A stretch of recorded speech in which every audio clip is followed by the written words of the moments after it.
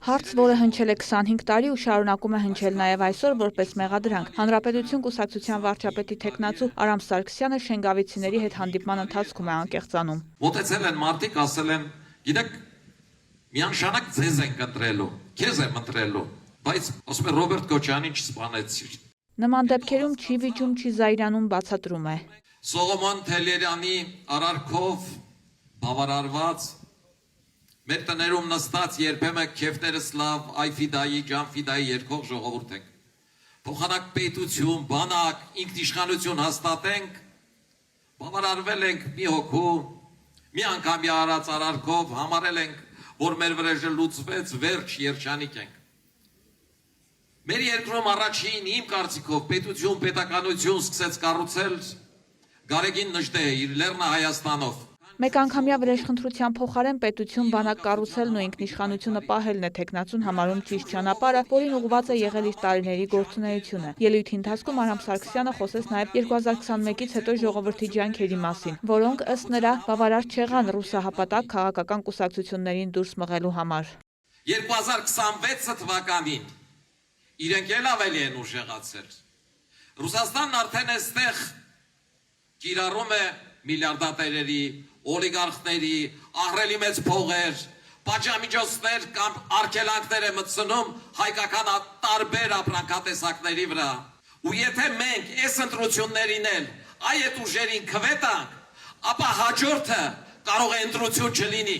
Հաջորդը կարող է ազգային ազատագրական պայքարի վերածվի, որովհետև մենք կարող է վերածվենք գուբերնիայի։ Հետևաբար հորդորում է քվետալ Հայաստանը դեպի քաղաքակիրթ աշխարհ տանող արևմտամետ այնպիսի ուժի, ինչպիսին իրենք են։ Մենք անընդհատ պաշտպանել ենք Հայաստանի ինքնիշխանությունը, պատերազմից առաջ, պատերազմի ժամանակ, պատերազմից հետո, երբ Հայաստանում իշխանափոխություն էին անում, երբ գլխավոր շտաբն էր հայտարարում, որ պիտի հրաժարական տան, մենք հարթակ ենք բարձրացել, առանց մտածելու, որ վաղը կարող է փոխվի։ Մենք ասում ենք, որ պարտությունից հետո հնարավոր է հաղթել, շեշտում է թեկնածուն, իսկ հաղթանակը պատկերացնում են հետևյալ կերպ։ Այդ հաղթանակը կարող է լինել Գերմանիայի եւ Ճապոնիայի մոդելով, տնտեսական մրցակցության միջոցով,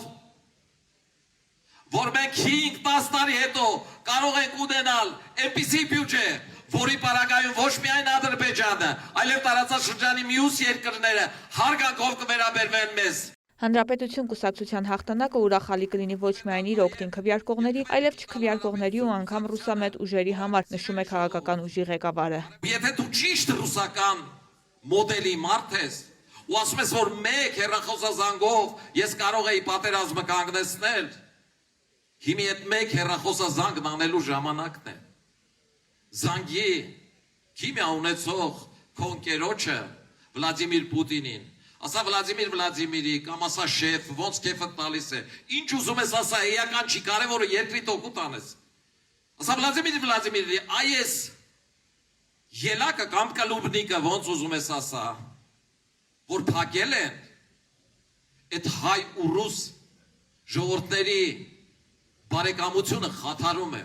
Բայց նրա խնդիրը ոչ թե հայ գյուղացու ելակն է, այլ իր իշխանության գալը, շեշտում է Սարգսյանը եւ հակադրում։ Հանրապետություն կուսակցության խնդիրը երկրի ինքնիշխանությունն է, հետեւաբար կոչ է անում հունիսի 7-ին գնալ ընտրատեղամասեր ու քվեարկել իրական ժողովրդավարության ու առաջընթացի կողմնակից ուժի օգտին։ Ձեր շրջապատին խնդրեք, համոզեք, ասեք եկեք ու քվեարկեք իրական արևմտյան արժեքներ կրող, իրական ժողովրդավարության կողմնակից, իրական առաջընթացի կողմնակից, իրական զարգացման կողմնակից Հանրապետություն կուսակցությանը։ Վարդուհի Արզումանյան, լուրեր։